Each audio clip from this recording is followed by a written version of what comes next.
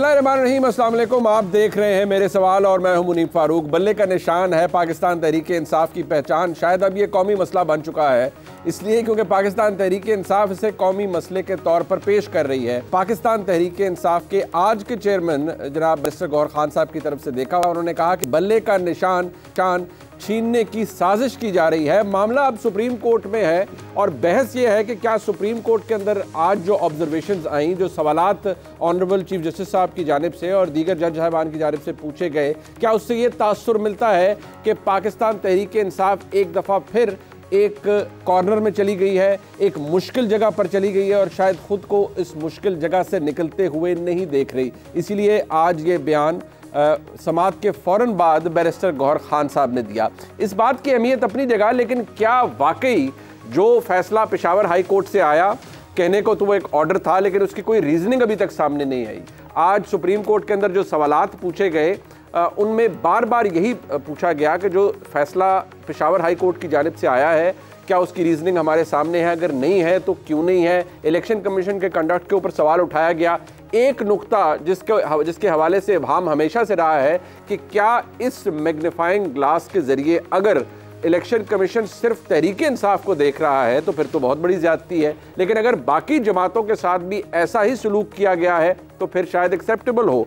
यहाँ बात बल्ले के निशान की हो रही है, लेकिन चीफ जस्टिस ऑफ पाकिस्तान ने आज इस बात को दोबारा हाईलाइट किया कि पहला नुक्ता ये है कि क्या पाकिस्तान तहरीक इंसाफ के इंट्रा पार्टी इलेक्शंस पार्टी आइन और इलेक्शन एक्ट 2017 के मुताबिक हुए। बल्ले का निशान मिलना या ना मिलना वो तो बाद की बात है, पहले तो ये देखना है कि क्या इंतखाबात दुरुस्त तरीके से करवाए गए या नहीं। कुछ सवालात उठाए गए, उनके जवाबात मांगे गए हैं तहरीक इंसाफ से भी और इलेक्शन कमीशन ऑफ पाकिस्तान से भी। कल सुबह दोबारा 10 बजे समाअत होगी। मामला किस तरफ जा रहा है इसके ऊपर भी गुफ्तगू करेंगे। दो जज साहिबान सुप्रीम कोर्ट के, उन्होंने रिज़ाइन कर दिया अपने ओहदों से। एक जज साहब मज़ाहिर अली अकबर नकवी साहब, उनके खिलाफ सुप्रीम जुडिशल काउंसिल में कार्रवाई चल रही थी, उन्होंने इस कार्रवाई के दौरान ही इस्तीफ़ा दे दिया, लेकिन इंदिया ये दिया गया है कि ये कार्रवाई उनकी इस रेजिग्नेशन के बाद भी जारी रहेगी। दूसरा इस्तीफ़ा जिसने एक सरप्राइजिंग इफेक्ट ज़रूर दिया कि एजाजुल एहसन साहब, जो कि बहुत अरसे तक बेशक सीनियर प्यूने जज नहीं थे, बहुत ऊपर नहीं थे इन ऑर्डर ऑफ मेरिट, लेकिन बड़े पावरफुल जज रहे सुप्रीम कोर्ट के, इसलिए क्योंकि वो मुतअद्दिद चीफ जस्टिस साहिबान के बहुत करीब रहे और बहुत अहम फैसलों के अंदर उनका बड़ा कलीदी किरदार था। उन पर तनकीद की जाती रही, वो तनकीद दुरुस्त थी नहीं, इस बात का फैसला भी आने वाला वक्त करेगा। लेकिन ये रेजिग्नेशन एक के बाद एक क्यों आए, इसके ऊपर भी गुफ्तगू करेंगे आज ही के प्रोग्राम में। मेरे साथ मौजूद हैं हुसैन साहब, किसी तारुफ के मोहताज नहीं है, हमारे उस्ताद भी हैं, हम उनसे बहुत कुछ सीखते हैं। अदर साहब आपका बहुत शुक्रिया। जनाब अतर काज़मी साहब हमारे साथ मौजूद हैं, सीनियर सहाफ़ी हैं, बहुत शुक्रिया अदर साहब आपका। और जनाब अब्दुल क़य्यूम सिद्दीकी साहब हमारे साथ मौजूद हैं। वैसे मेरा दिल तो उन्हें जस्टिस अब्दुल क़य्यूम सिद्दीकी कहने का करता है क्योंकि वो बड़ी बेहतरीन किस्म की कोर्ट की रिपोर्टिंग करते हैं, लेकिन मैं शायद जज साहिबान को एतराज़ ना हो इसलिए मैं जस्टिस का लफ्ज़ हज़फ कर देता हूँ उनकी तारुफ में, तो मैं सिर्फ अब्दुल क़य्यूम सिद्दीकी साहब का तारुफ करवा देता हूँ, जो कि मैंने ऑलरेडी करवा दिया है। बहुत शुक्रिया क़य्यूम भाई आपका भी। दरअसल मैं आपसे इजाज़त के साथ मैं अगर ज़रा अब्दुल क़य्यूम सिद्दीकी साहब से ज़रा सिलसिले का आगाज़ मैं इसलिए करना चाहूँगा क्योंकि आज यकीनी तौर पर कोर्ट में मौजूद भी थे और बहुत कुछ उन्होंने अपनी आंखों के सामने भी देखा। पॉइंट बीइंग यहाँ ये अब्दुल क़य्यूम सिद्दीकी साहब, जो आज सारी बहस हुई अदालत के अंदर और जिस तरह मैंने देखा कि मखदूम अली खान साहब ने बड़े लंबे चौड़े दलाइल दिए, हामिद खान साहब ने भी उनके जवाबात कुछ हद तक दिए, कुछ सवाल मजीद मांगे गए हैं। तासुर क्या मिला आपको कि मामला अभी कहीं दरमियान में लटक रहा है तहरीक इंसाफ के लिए या काम हो चुका है? नहीं, मेरा ख्याल में अभी मामला जो है वो दरमियान में ही है। क्योंकि कोर्ट की प्रोसीडिंग के अंदर जब हो रही होती है, एक तरीक अपने दलाइल दे रहा होता है तो लगता है ऐसे ही है कि शायद उसके हक के अंदर जा रहे हैं, क्योंकि उसने अपने हक के अंदर जो लीगल पोजीशन है, प्रपोजिशंस हैं, वो देनी होती हैं। लेकिन जैसा कि चीफ जस्टिस पाकिस्तान ने कहा कि हम चाहते हैं कि हामिद खान साहब जो हैं वो तैयारी करके आएँ और मखदूम अली खान को, जो कि इलेक्शन कमीशन के वकील हैं, उन्होंने क्लीन बोल्ड कर दें। बिल्कुल। तो अब मामला ये है कि उन्होंने तो बैटिंग कर ली है, अब बैटिंग की बारी जो है वो हामिद खान पाकिस्तान तहरीक इंसाफ के वकील की जानिब से है। लीगली अगर देखा जाए तो काफ़ी सारे जो है वो हमें चीज़ें या लूप होल्स जो हैं वो नज़र आते हैं, क्योंकि ये मामला आज की कार्रवाई से आपको पता लगा होगा कि आज का नहीं, ये 2020 से चल रहा है और 2020 से election commission of Pakistan intra party elections कराने के हवाले से मुख्तलिफ अपने फैसले देता रहा, ये उन अदालतों में जाते रहे और फिर अब जो है वो फिर पाकिस्तान तहरीक इंसाफ ही बजाय इसके कि अपने पार्टी मंशूर के तहत इंतखाबात करवा के और क्लीन तरीके से जो है वो सारा कुछ करती, लेकिन कानूनी तौर के ऊपर लूप होल्स जो हैं वो सामने नज़र आते हैं। लेकिन इसके साथ ही साथ एक और बड़ी पिक्चर जो है वो ये है कि आइन का आर्टिकल 17 जो है वो कहता है कि हर फर्द को सियासी जमात बनाने और वोटर को वोट डालने का हक है। बिल्कुल।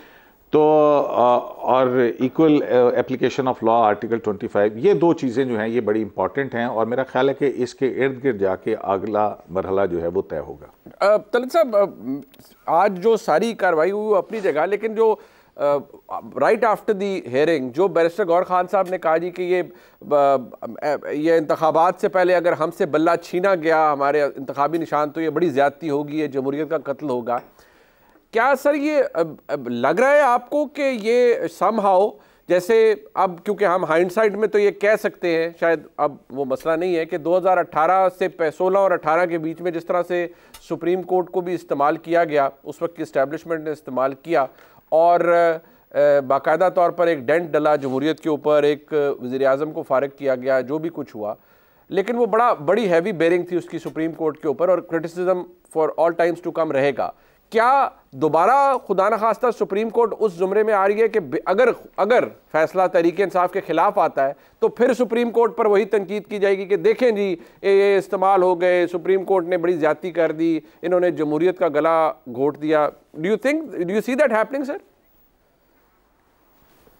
देखें, बैरिस्टर साहब की जो प्रेस कॉन्फ्रेंस थी वो एक टोन सेट कर रही है कल की हियरिंग के बाद जो फैसला आना है उसके लिए, चूँकि उन्होंने बराह रास्त ये इल्ज़ाम आयद कर दिया है कि एक मुनज़्ज़म किस्म की कोशिश हो रही है छीनने की, तो जाहिर है कि अगर सुप्रीम कोर्ट का फ़ैसला वो ना हुआ जो ये चाहते हैं कि हो, यानी पेशावर हाई कोर्ट की जुरिस्डिक्शन को मान लिया जाए, यानी ये कि पेशावर हाई कोर्ट ने इलेक्शन कमीशन को जो हिदायत दी है उसको भी मनोन मान लिया जाए, यानी पेशावर हाई कोर्ट जो ये कहती है कि आप फौरी तौर पर बल्ले का निशान एलोकेट करें, यानी इलेक्शन कमीशन ने जो एतराज़ात उठाए हैं इंतखाबात की सेहत के बारे में, ये तमाम चीज़ें अगर वो परे कर दे तो फिर सुप्रीम कोर्ट का फ़ैसला मोतबर होगा। और अगर उसने ये ना किया तो ज़ाहिर है सुप्रीम कोर्ट किसी बड़ी साजिश का हिस्सा है। याद रखें कि इमरान खान साहब की जो हमशीरा हैं वो इससे पहले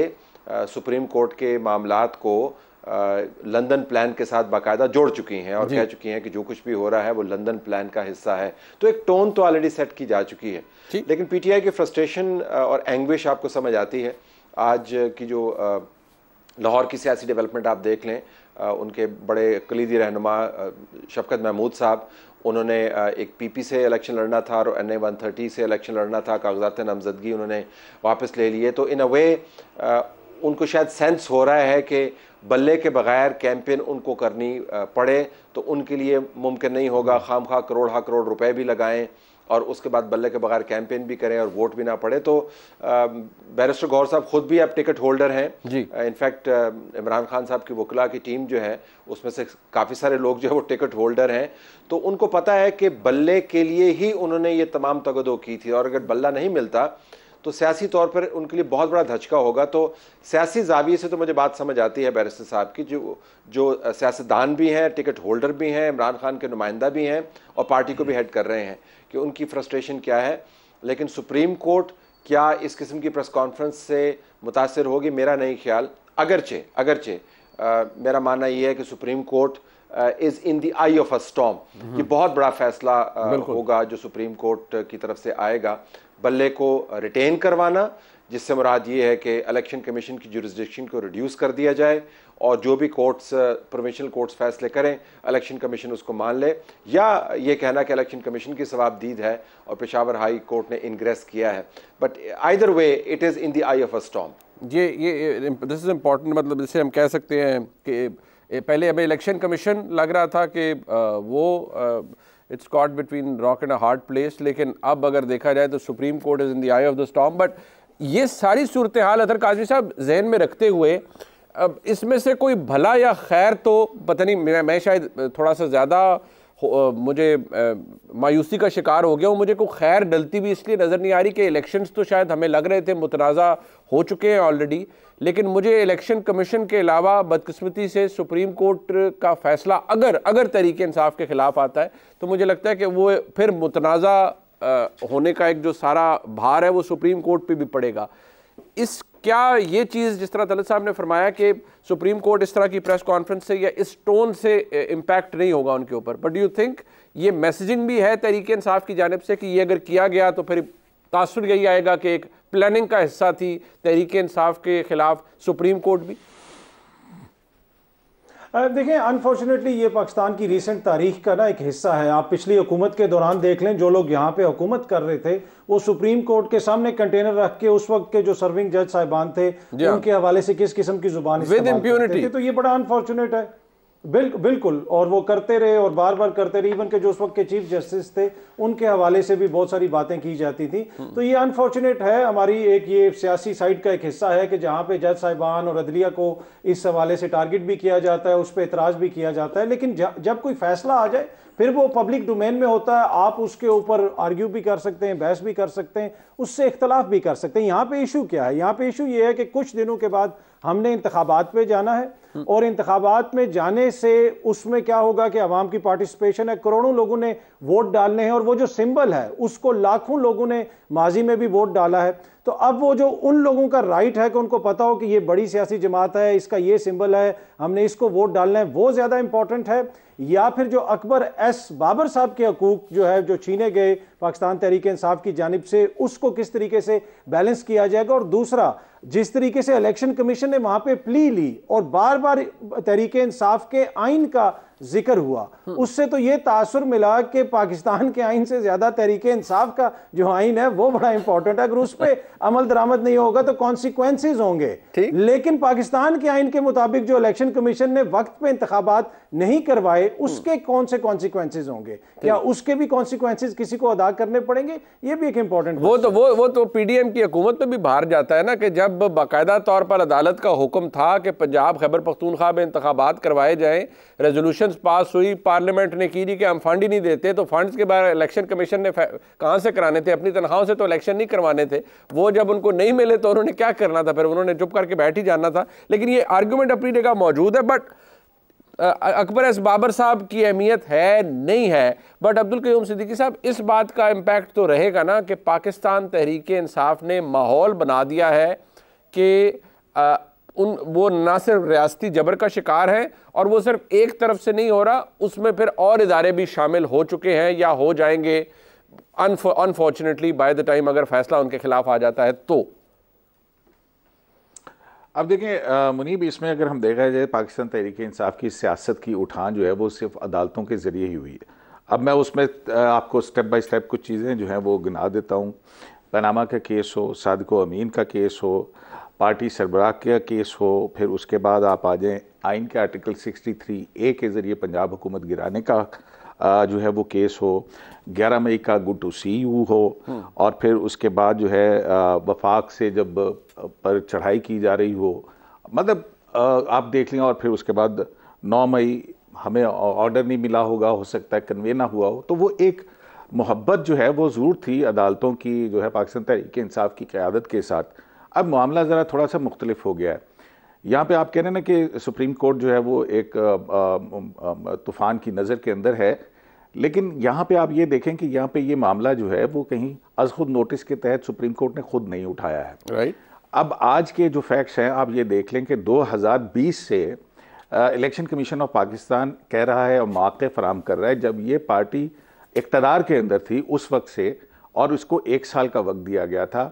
अब अगर अब दूसरी तरफ आप आ जाइए कि इस तरीक़ाकार क्या है। अब ये इन्होंने तरकाज़मी साहब ने मुल्क के आइन की बात की ना, तो मुल्क का आइन जो है वोट ऑफ नो कॉन्फिडेंस के अंदर जो है वो कुछ और कहता था, और वहाँ पे आइन शिकनी की गई है। और उस आइन शिकनी, मैं नहीं कह रहा, ये सुप्रीम कोर्ट का वो फैसला है जिसमें उसको कासिम सूरी की जो है वो कलअदम करार दी गया, वो वोट ऑफ नो कॉन्फिडेंस का। उस फैसले के अंदर लिखा है कि इन्होंने जो 2 लिम्ब ऑफ स्टेट हैं, एग्जीक्यूटिव और लेजिस्लेचर, उनको मफलूज कर दिया। जनरल मुशर्रफ ने तो सिर्फ जुडिशरी को मफलूज किया था, तो और उसका जो है ये फैसला आ चुका हुआ है सामने। तो ये बहुत सारी चीज़ें हैं। ये अब यहाँ पे भी ये मामला जो है, पहले जो है ये लाहौर हाई कोर्ट के अंदर लेके गए। लाहौर हाई कोर्ट के बाद अंदर पेंडिंग मामला था। लाहौर हाई कोर्ट ने इनके हक के अंदर जो है वो 5 रुकनी फुल कोर्ट बनाया। ये वहाँ से जो है चले गए पेशावर की जुरिस्डिक्शन के अंदर। आज खुद बैरिस्टर गौहर जो है, जब उनसे ये सवालात किए गए थे तो उन्होंने कहा कि हम फॉरेन शॉपिंग नहीं कर रहे, हमारी मजबूरी थी कि हमें हरासा किया जा रहा था। अब पेशावर के अंदर सिक्योरिटी मांग रहे थे, मुकाम बता नहीं रहे थे। इलेक्शन जो है वो चमकनी के अंदर रख दिया, वोटर्स को बताया नहीं गया। इलेक्शन मतलब ये वो जमात जो अपने ही आइन के ऊपर अमल दरामद ना करे, उस हवाले से आप और फिर मुल्क के आइन को भी जो है वो उसको भी आइन शिकनी करे, तो ये तो उसमें फिर मेरा ख्याल है कि उसको सब चीजों का मामला सुप्रीम कोर्ट को करार देना। नहीं, अब यहाँ पे सुप्रीम कोर्ट ने कोई आज खुद नोटिस लेके अपने पास तो नहीं आई है सुप्रीम कोर्ट के मामला। ये तो पीटीआई की गलत लीगल स्ट्रेटेजी है जो वो उसको यहाँ पे गुफ्तगू जारी है जी, क्योंकि आज बहुत सी डेवलपमेंट्स हैं। एक तो सुप्रीम कोर्ट में चल रहा है मामला और कल तक उसको मुलतवी किया गया है, कल दोबारा समाअत होगी। सुप्रीम कोर्ट के 2 जज साहिबान ने इस्तीफे दिए, एक के बाद एक। उसके बड़ा इम्पैक्ट है तहरीक इंसाफ का, उसके ऊपर मौक़िफ़ क्या है। उन्होंने कहा हमें बड़ा अफसोस है। मुस्लिम लीग नून इसे डिवाइन जस्टिस कह रही है, यानी ये को अल्लाह ताला की तरफ से कोई इंसाफ हुआ और मुस्लिम लीग नून को बहुत बड़ा रिलीफ मिला है या नहीं, और क्या मियां नवाज शरीफ के बयानिए को तकवीयत मिलती है इन इस्तीफों से। एक ब्रेक के बाद पास आती है। तलत साहब ये फरमाइएगा सर कि बेशक चलें यहाँ हम अगर अदालती उससे बाहर भी निकलें, फैसला कल आना है, जो भी फैसला है, या कल अगर समाअत मुकम्मल होती है कल फैसला आ जाए, लेकिन क्या तहरीक इंसाफ इस हद तक ये बताने में या ये तासुर देने में कामयाब नहीं हो चुकी कि जी हम बहुत मकबूल हैं लेकिन हम रियासती जबर का शिकार हैं, इलेक्शन मुतनाज़ा हो चुके हैं, हमें कैंपेन नहीं करने दी जाएगी, हमारे से बल्ला छीनने की साजिश भी हो रही है, और ये सब कुछ इसलिए हो रहा है कि हम बहुत मकबूल हैं और कोई अफोर्ड नहीं, या रियासत या एस्टेब्लिशमेंट अफोर्ड नहीं कर सकती कि हम इक़्तिदार में दोबारा वापस आएँ, इसलिए हमारे साथ ये सब कुछ हो रहा है। As simple is that. मेरे ख्याल में बड़ा पावरफुल ताकतवर बयानिया उन्होंने बनाया है, इसमें कोई शक नहीं है, और अपने वोटर को ये बयानिया दोबारा से फीड किया है और इलेक्शन कैंपेन के लिए वोटर की जहन साजी भी की है, जिससे मुराद ये नहीं है कि उनका वोटर पहले अनकन्विंस था। हर पार्टी का वोटर इस किस्म के बयानिए के लिए, जो विक्टिमहुड का बयानिया है, जो मजबूरी का बयानिया है, जो मज़ाहमत का बयानिया है, उसको हम वक्त मानने के लिए तैयार होता है। लेकिन इलेक्शन कैंपेन के करीब वोटर को मज़ीद मोटिवेट करने के लिए और उनको मज़ीद शह देने के लिए कि आपने हर हाल में आके वोट डालने हैं, तो 5-7 हज़ार का आप फ़र्क डाल सकते हैं अगर आप मौसर अंदाज से इस किस्म का पैगाम पहुँचाएँ। तो बिल्कुल मौसर अंदाज से उन्होंने ये कैंपेन चलाई है। जो हालात वाक़यात हैं उसने भी इस बयानिए में कंट्रीब्यूशन की है। अब हालात वाक़यात के जो मुहर्रकात हैं, जिसमें से चंद एक के बारे में क़य्यूम सिद्दीकी साहब ने फरमाया, वो कोई भी हों, लेकिन एक ऐसे वक्त पर आकर ये हालात वाक़यात इकट्ठे हो रहे हैं कि ये बयानिया हालात वाक़यात की वजह से आपको ज़्यादा फैलता हुआ नज़र आ रहा है। जो पेशावर हाई कोर्ट से रिलीफ मिलना, फिर इलेक्शन कमीशन का अपील में जाना, ये सब मामलात किसी और वक्त हो रहे होते, जो होते रहे हैं, जिस तरह पॉइंट आउट किया गया कि 2020 से मामला चल रहा है और पाकिस्तान तहरीक इंसाफ के इंतखाबात करवाने की जो तारीख है वो ताबनाक नहीं रही है। इनके जो पुराने इंतखाबात के मामलात हैं, जस्टिस वजीउद्दीन से आप उठा के देख लें, तब तो कोई मसला नहीं था, तब तो सब कुछ एक पेज के ऊपर खड़ा हुआ था, तो उस वक्त से इनके अंदरूनी मामलात बहुत ख़राब रहे हैं। लेकिन वो आर्गूमेंट जो है आपको पस मंज़र में जाता हुआ नज़र आता है, और ये बयानिया यकीनन वो बनाएंगे कल अगर उनके हक़ में फ़ैसला नहीं हुआ। मेरे ख्याल में मामला इतना सादा नहीं है कि एक पार्टी का बयानिया जो है वो फैलेगा क्योंकि वो दीवार से उनकी कमर लगी हुई है। बड़े कलीदी कानूनी और आइनी सवाल इसके अंदर मौजूद हैं, लेकिन ज़ाहिर है पब्लिक डोमेन के अंदर तो यही बात चल रही है कि जी देखा हमें बैकफुट पे डाल दिया और हमसे सिंबल भी छीन लिया। ये पब्लिक डोमेन, क्योंकि बात ही सारी सर शायद परसेप्शन की हो जाती है। दुरुस्त बात है कि कानूनी मामला अपनी जगह, लेकिन शायद लोग उसको तो इतनी लिफ्ट कराते नहीं, या कोई इतनी टेक्निकलिटी में कोई जाता ही नहीं कि कौन कानूनी तौर पर दुरुस्त था या कानूनी तौर पर गलत था। बट अतर साहब, एक फैक्ट जो हमने देखा कि 2018 का इंतखाब हुआ, तहरीक इंसाफ को बड़े शदोमत के साथ लाया गया, इक़्तिदार में आए, सब कुछ हुआ, लेकिन over the period of time आपको एस्टैब्लिशमेंट बैकफुट पे जाती हुई उस दौरान नज़र आई, फिर टू दी एक्सटेंट के फिर मियां नवाज शरीफ साहब का बाहर जाना, फिर एक्सटेंशन के ऊपर वोट और ये सब कुछ, you know, it all happened during those days या during those years I would say, starting from 2018, फिर 2021 में तो प्रोजेक्ट वाइंड अप शुरू हो गया था। ये क्या आपको लगता है कि if this is to continue like this, तो क्या हम उसी दायरों के अंदर चल रहे हैं और शायद आपको रिपीट होता हुआ कुछ अरसे में सब कुछ नजर आए, या आपको लगता है कि नहीं, तहरीक इंसाफ के साथ जरा मामला जरा तेज है, मिसाला तेज है? देखिए, एक तो वो जो इस सारे दायरों के जो खिलाड़ी हैं वो वहीं पे हैं, ये उन्होंने फैसला करना है कि उन्होंने इस दायरे को तोड़ना है या नहीं तोड़ना। चीज़ें तो उसी तरह हो रही हैं, मसाला थोड़ा तेज़ हो सकता है, लेकिन माजी के अंदर भी बहुत कुछ होता रहा, इस वक्त भी हो रहा है। और जो पहले यहाँ पे जिक्र हो रहा था कासिम सूरी साहब की रूलिंग के हवाले से, उस मौके के ऊपर फिर अदालत ने सुमोटो लिया था और उस बेंच के अंदर अताब बंदयाल साहब और एजाजुल एहसन साहब भी बैठे थे, उन्होंने कहा था कि आइन शिकनी हुई है। तो ये जो पीडीएम की हुकूमत आई थी वो तो मरहून मिन्नत ही उनकी थी, और उस कोर्ट के फैसले की अगर वो फैसला ना देते तो वो तो हुकूमत आ ही नहीं सकती थी। तो इसकी दो साइड्स हैं, हर किसी का अपना अपना आर्ग्यूमेंट है, हर कोई ये कहता है कि मैं ज्यादा मजलूम हूं, लेकिन जो कुछ चीजें इस वक्त सामने हो रही हैं वो लगता ऐसे है कि अनप्रेसिडेंटेड हैं। इलेक्शन से पहले एक बड़ी जमात का इस तरीके से सिंबल ले लिया जाना, अब माजी के अंदर पीपल्स पार्टी के साथ भी हुआ, दीगर जमातों के साथ भी होता रहा, लेकिन एक जमहूरी दौर के अंदर ये जो सब कुछ हो रहा है, फिर जिस किस्म की प्रेस कॉन्फ्रेंसेज हुई, लोगों को जमातों से छुड़वाया गया, वो बहुत लंबी इसमें ना फहरिस्त है, बहुत सारी चीजें हैं। तो वो एक एक चीज जब ऐड होती जाती है तो वो फिर बयानिया बनता जाता है। तो इस वजह से फिर वो बयानिया अब एक तरह से जोर पकड़ रहा है कि एक ऐसी जमात है जो ये कह रही है कि हमें जो है वो आप दीवार से लगा रहे हैं और हमारे साथ जो सलूक है वो मुनासिब नहीं है। अब चलिए जरा मैं ये जज साहिबान जिन्होंने इस्तीफे दिए, अब्दुल क़य्यूम सिद्दीकी साहब, आप तो क्योंकि बड़ा क्लोजली चीज़ों को ऑब्जर्व वहाँ कर रहे होते हैं, मज़ार अली अकबर नकवी साहब सुप्रीम जुडिशल काउंसिल में मुतअद्दिद कंप्लेंट्स, मामला चल रहा है, एजाजुल एहसन साहब ने वो ख़त भी लिखा, सब कुछ है, उन्होंने फिर एक कॉन्स्टिट्यूशनल पिटीशन भी शायद की कि किसी तरह ये रुक जाए मामला। लेकिन सवाल ये है कि क्या ये इस्तीफ़े, दोनों इस्तीफ़े, वो जिसे कहते हैं वो नविश्ता दीवार पे जो था उसको देख कर दिए गए, ख़ासतौर पर मज़ार अली अकबर नकवी साहब का, या allow me to say at least Ejazul Ehsan साहब was he made to resign, या उन्होंने भी बस दिल बर्दाश्ता हो गया कि भाई ये सुप्रीम कोर्ट के अंदर इंसाफ नहीं हो रहा और मेरे कलीग के साथ बड़ी ज़्यादती हो रही है सुप्रीम जुडिशल काउंसिल में, so I throw in the towel, regardless कि मैं अक्टूबर में चीफ जस्टिस बन जाऊंगा, मेरा टेन्योर जब आएगा, लेकिन मैं छोड़ रहा हूँ सुप्रीम कोर्ट। सो जरा इसके ऊपर रिफ्लेक्ट कीजिएगा कि ये क्या हुआ, राइटिंग ऑन द वॉल को देख कर हुआ या कुछ और हुआ?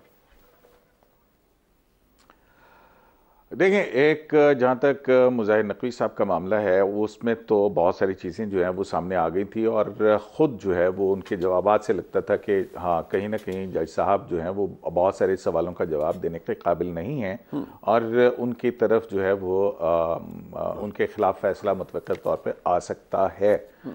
उनका तो समझ में आता है कि उन्होंने एक सर्टन प्रेशर के नीचे जो है वो किया हो, लेकिन जो एजाजुल एहसन साहब का अपने उस मामले से उनको लिंक करना है ये मुझे समझ नहीं आता है, क्योंकि एजाजुल एहसन साहब जो हैं वो उस किस्म की शख्सियत नहीं हैं। एजाजुल एहसन साहब बहुत सारे प्रेशर्स के दौरान भी बड़े सुकून और इत्मीनान से जो है वो करते रहे हैं, और इस मामले को लिंक करना कि जनाब मेरे भाई के साथ ज़्यादती हो रही है, उन्होंने तो अपना फैसला दे दिया था। उसके बाद तो कोई ऐसा मसला नहीं, वो बतौर चीफ जस्टिस अगर रहते तो वो 1 साल के बाद अगर कोई भी ऐसा फैसला आता हो सकता है ये लिटिगेशन चलती जाती और फिर उसके बाद उसको ऐसी पोजीशन में होते कि वो टर्न डाउन कर सकते थे। लेकिन ऐसा कि भी चंद महीने के बाद जिसने चीफ जस्टिस बनना हो तो जाहिर है कि वो कुछ ना कुछ ऐसा ज़रूर है जिसकी बहुत बड़ी पर्दादारी है, और हम भी उसी खोज के अंदर लगे हुए हैं। नहीं, आप अभी तक उस खोज के अंदर लगे हुए हैं। तलत साहब, ये डिवाइन जस्टिस है सर? ये मुस्लिम लीग नून कह रही है कि PMLN के नवाज शरीफ साहब के साथ जिन्होंने ज्यादती की वो सारे फारग हो रहे हैं और ये कुदरत का इंसाफ है। तो इधर डिवाइन जस्टिस है या ड्रिवन जस्टिस है सर?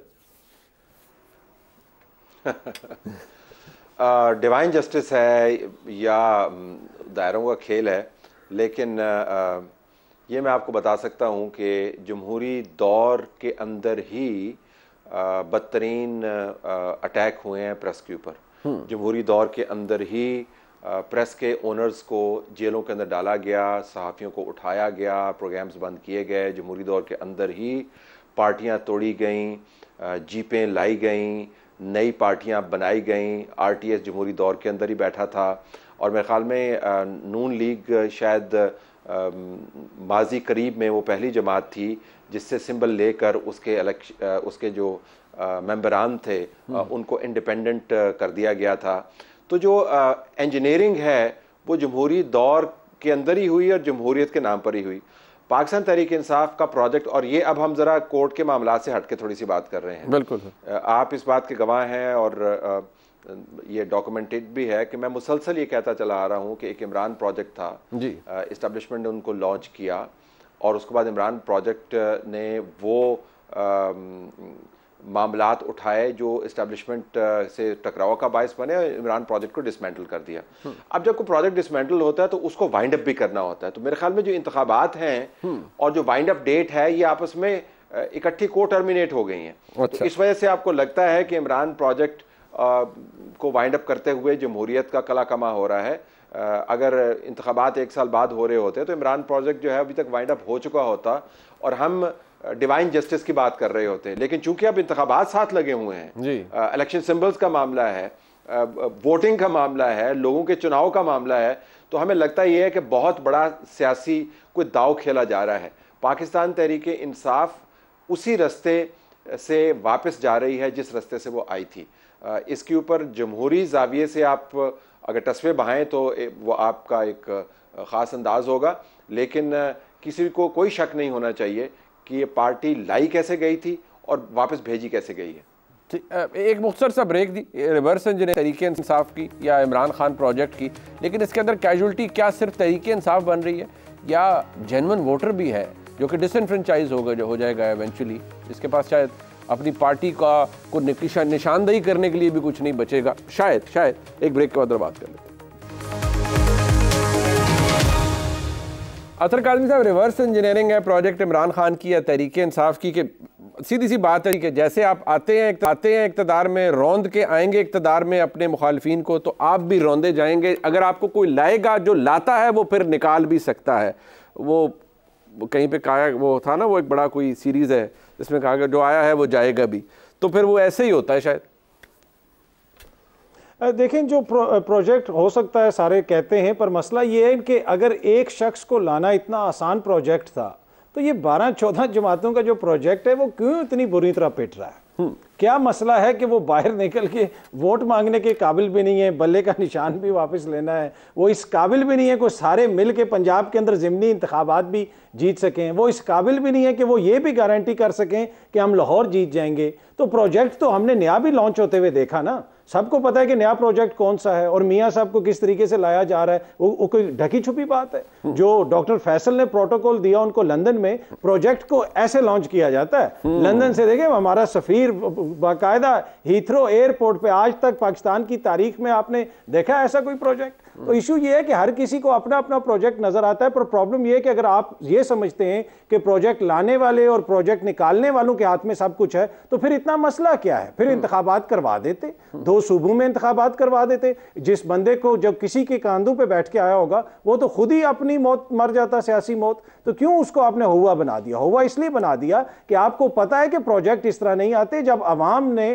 किसी को वोट दे के सिलेक्ट करना है या इलेक्ट करना है तो वो अपनी मंशा से करेगी, और यही इशू बना हुआ है, यही खौफ है। बाकी ये है कि क्या 2018 में इमरान खान साहब की सहूलतकारी हुई थी? यकीनन हुई होगी, बिल्कुल। बहुत सारी ऐसी चीजें हैं जिनकी जानिब आप इशारा कर सकते हैं कि उस वक्त की इस्टेब्लिशमेंट की ख्वाहिश थी कि मियाँ साहब को आउट किया जाए और इमरान खान साहब को इन किया जाए। जिस तरह इस वक्त हम देख रहे हैं कि ख्वाहिश है कि इमरान खान साहब को आउट किया जाए और मियाँ साहब को लाया जाए, पर प्रॉब्लम यह है कि मियाँ साहब का बैगेज बहुत ज्यादा है, उनको उस तरह की अवामी सपोर्ट नहीं है। एक दो हालिया जो सर्वे आए हैं, गरीदा फारूकी साहबा ने भी किया, उसमें थोड़ी पॉपुलैरिटी ज्यादा नजर आ रही है, पर अदरवाइज जो सूरत हाल है वो आपके भी सामने और मेरे भी सामने है। नहीं, वो गैलप का सर्वे भी आया ना रिसेंटली, उसमें भी वो बता रहे हैं कि जो मार्जिन है वो क्लोज हो गया, और इनफैक्ट पंजाब के अंदर तो मियाँ साहब आगे चले गए हैं। तो वो things have started to change also. अतर साहब, what do you think?